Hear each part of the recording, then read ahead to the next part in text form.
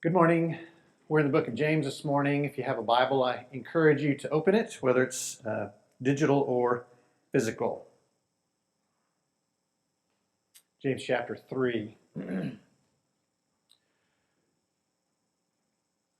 It's not difficult to draw a straight line from the deadly bullets that flew in Buffalo, New York, from Peyton Gendron's assault rifle, to the deadly words that he consumed in the months prior. For many months, the shooter consumed racist words and blogs and content online. Bored during the pandemic, he read content about white supremacy and the great replacement theory. It was these racist words and bigoted words that fueled the fire of this shooter's attack. The latter could not have existed without the former. And unfortunately, this is a pattern that we've seen in other mass shootings. The killing of 9 black parishioners at a church in Charleston, South Carolina in 2015. The anti-Semitic rampage in a Pittsburgh synagogue in 2018 that left 11 dead. An attack that killed more than 20 at a Walmart in El Paso, Texas in 2019. In each case, there was a line between hateful words and deadly weapons. In the wake of the deadly shooting in Buffalo, and of course the recent shooting in Uvalde, a number of important issues are being discussed yet again in our country. And yet, one of the often neglected issues, especially as we consider these mass killings and the one in Buffalo, is indeed the power of words. The Buffalo shooting and others like it demand that we acknowledge, yet again, that words are not just words. Blogs, articles, books, news pieces, conversations, social media posts are not merely words. The wrong kind of words, hateful, harmful words, often take on a life of their own.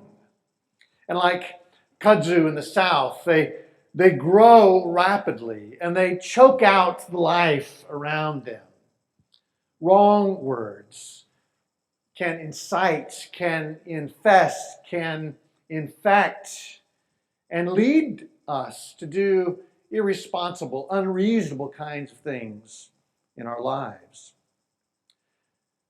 James, the brother of Jesus, is writing about this very thing. When it comes to the negative power of words, James uses the image of fire. Listen again, verses 5 through 6. He says, "How great a forest is set ablaze by such a small fire. And the tongue is a fire, a world of unrighteousness. The tongue is set among our members, staining the whole body, setting on fire the entire course of life, and set on fire by hell." James believes that the wrong kind of words have as much destructive power as fire. In my home state of New Mexico, they recently suffered the worst fire in their history. This fire has consumed more than 300,000 acres. It's led to 16,000 people being evicted and evacuated from their homes. It's impacted the lives of 40,000 people. How did this enormous inferno begin? As is always the case, it began with smaller, in this case, intentional fires that grew wild and out of control into this historic inferno. And James is saying the very same thing can happen with the wrong words. If you think of any inferno, not a literal fire, but tragedy or calamity in human history, it can often be traced back to words. Words are the spark that have fueled many of the fires we've seen throughout human history. James offers another image for the power of negative words. He not only uses the image of fire, he uses the image of a wild animal. And so James says in chapter 3, 7 through 8, "For every kind of beast and bird, of reptile and sea creature can be tamed and has been tamed by mankind, but no human being can tame the tongue." Now, obviously, James is being a little facetious here. Of course, not every conceivable creature on earth has been tamed. And of course, even creatures that have been tamed can behave in very wild ways. For example, just up the road from this church building, one of the worst cases of a tamed animal acting wild took place. Travis the chimp, some 200 pounds large, mauled Charla Nash, the family friend of the people who kept Travis the chimp. Unexpectedly, Travis attacked Charla and smashed her face and ripped her hands and nose and lips off. The injuries were so severe that when people here in Stamford treated her, they themselves were sent to counseling. And by all accounts, Travis the chimp was tame, generally predictable and reliable, and had been for a number of years. But even an animal that has been tamed can act wild. And James is saying, how much more is this the case when it comes to words? James is saying here there's a sense in which the wrong use of language is like letting loose a wild animal. The wrong words used in the wrong ways can threaten humanity like a wild animal threatens humanity. And we've seen that at work in our own culture. But fortunately, James also recognizes the powerful potential of words. He uses a couple of images here to draw our attention to the positive power of words. He uses the images of bits and rudders. And so again, he writes in verses 3 through 5, "If we put bits into the mouths of horses so that they obey us, we guide their whole bodies as well. Look at the ships also. Though they are so large and are driven by strong winds, they are guided by a very small rudder wherever the will of the pilot directs. So also the tongue is a small member, yet it boasts of great things." James is saying here that the right words, used in the right way, make possible enormous course corrections. He's inviting us to think about the world as a horse that's running for a cliff, a horse that's running for a dangerous storm, and we want desperately to change the course of that horse. But how do we do it? This is a mighty animal, and we are puny humans, and he's running so fast. How can we create a course correction? James says, well, look at the bit. That tiny bit in the mouth of the horse can change its entire direction, saving both the horse and the rider upon it. Or James is inviting us to imagine our world as a ship that's headed toward some rogue iceberg, and we want desperately to change the course of that ship and to save the lives of all that are on that ship. But how do we do it? This vessel is so mighty and it's moving so fast. And James says, the rudder, that small implement under the surface of the water, has the ability to change the course of even this mighty vessel. What James is proposing here is that the tongue, with the right words, used in the right way, carries the capacity to right the course and move the entire world back on track again.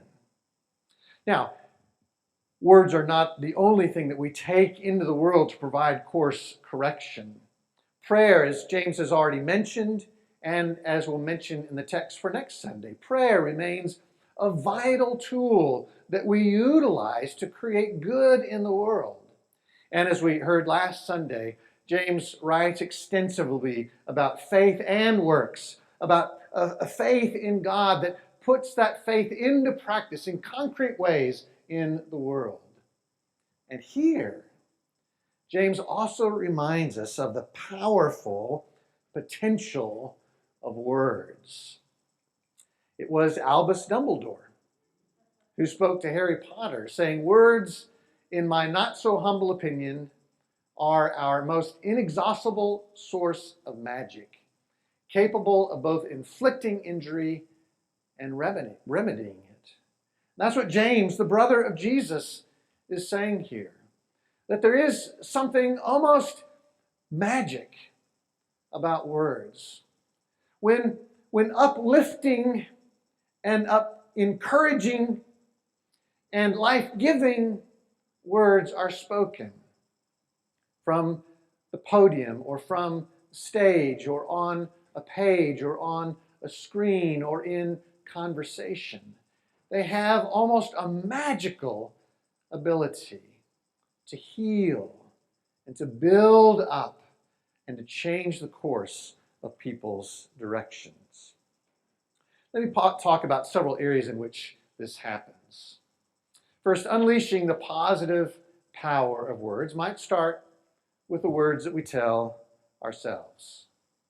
Most of us do spend time during the day speaking or thinking very harmful and hateful words to ourselves, about ourselves.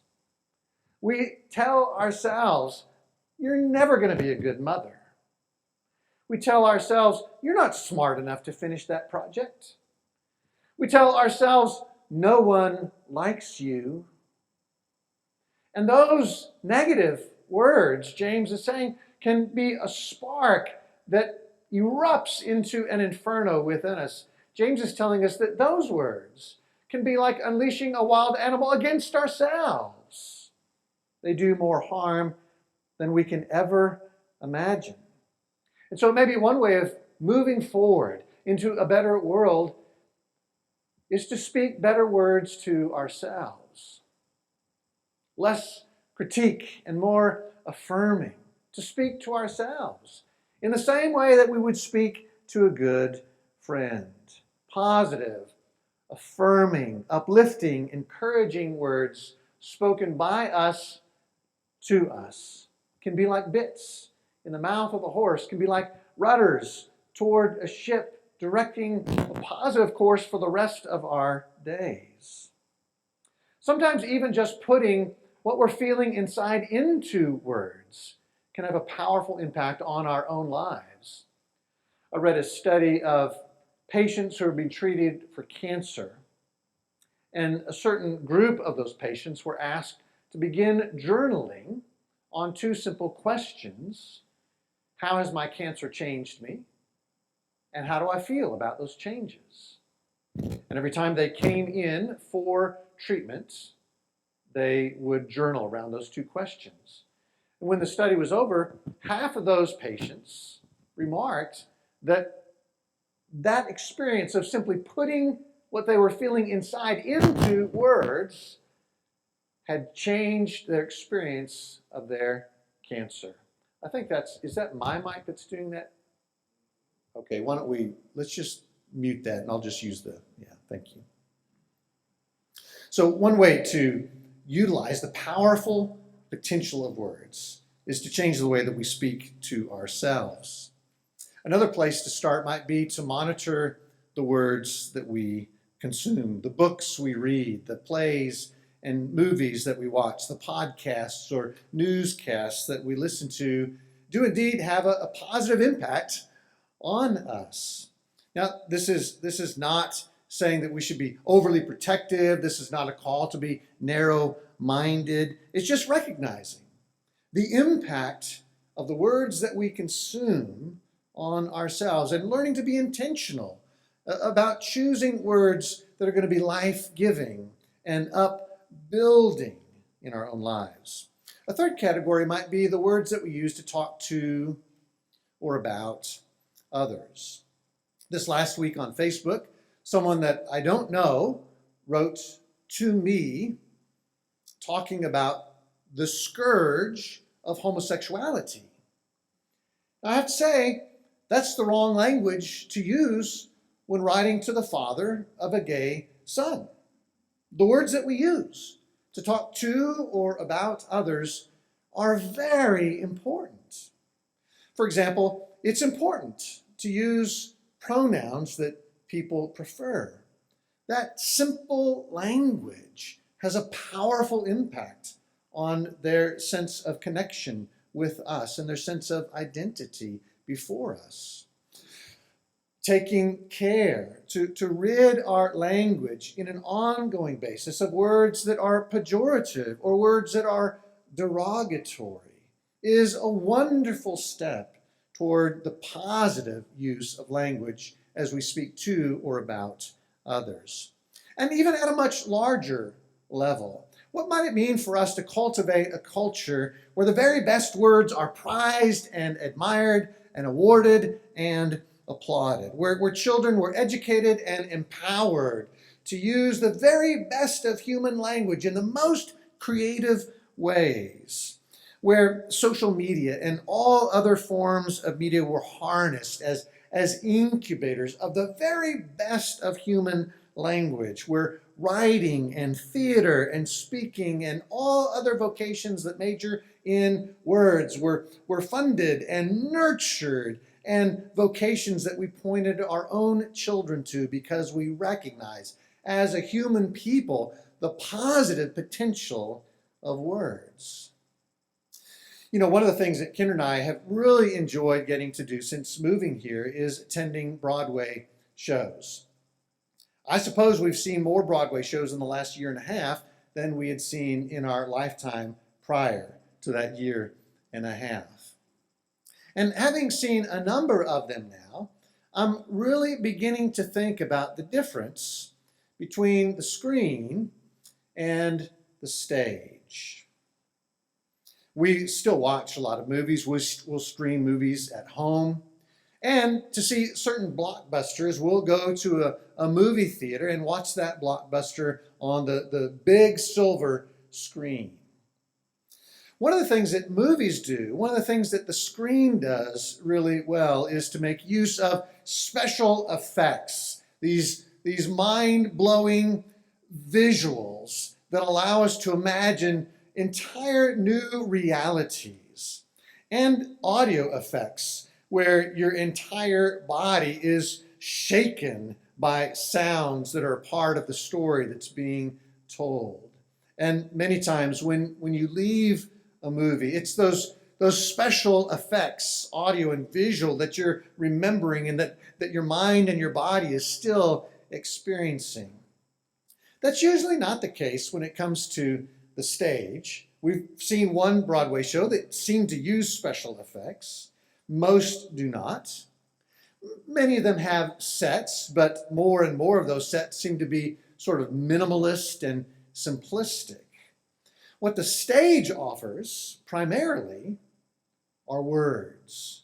Words in the form of songs, words in the form of the dialogue. And when you walk away from the stage, generally what you most remember are those words, the songs and the dialogue.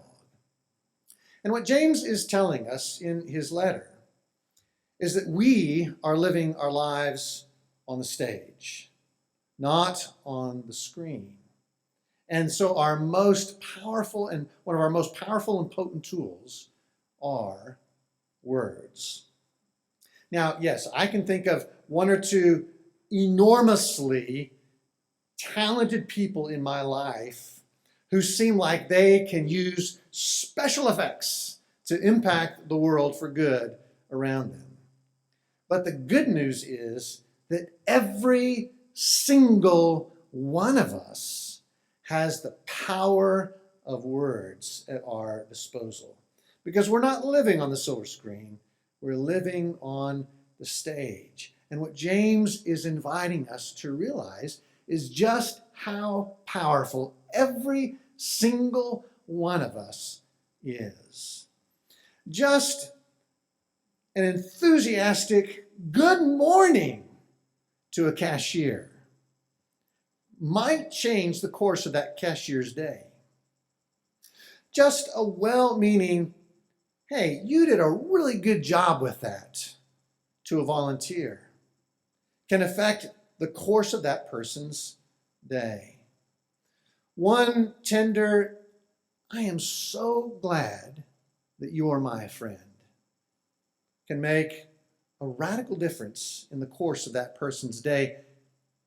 And perhaps words well chosen, well spoken, well meant, coming from the heart, can actually change the course of a person's life.